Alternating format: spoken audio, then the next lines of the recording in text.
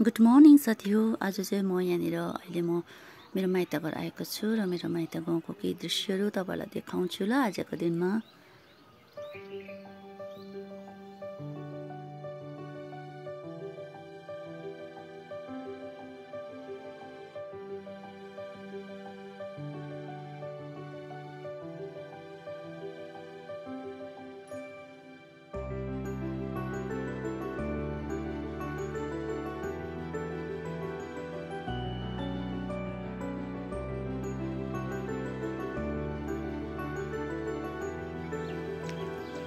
यो चाहिँ डाँडा भन्थ्यो। सानोमा हामी यहाँनिर आएर पुरा खेल्थ्यौँ। यहाँनिर चाहिँ ग्राउन्ड थियो, पुरा हामी खेल्थ्यौँ। यहाँनिर पिङहरू हुन्थ्यो। तर अहिले चाहिँ यहाँ डाँडामा चाहिँ घरहरू राम्रो भएको रहेछ। त्यसपछि एउटा समाज भवन पनि यहाँनिर बनाएको रहेछ।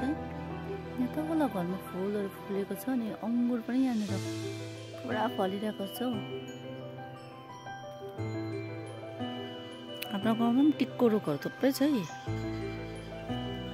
म घरदेखि यहाँ तल आइपुगेँ।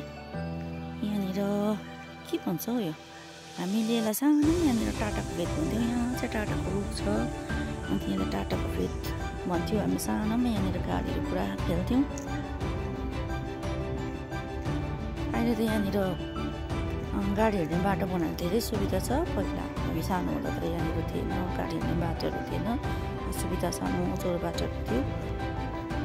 ल साथीहरू, मैले मेरो माइत गाउँ अलिकति तपाईँहरूलाई देखाइदिएँ। कस्तो लाग्यो भन्नुहोस् ल। हुन्छ, आजको दिन तपाईँहरूको रमाइलो बितोस्, आशिषमय बितोस्। Okay, bye bye, take care.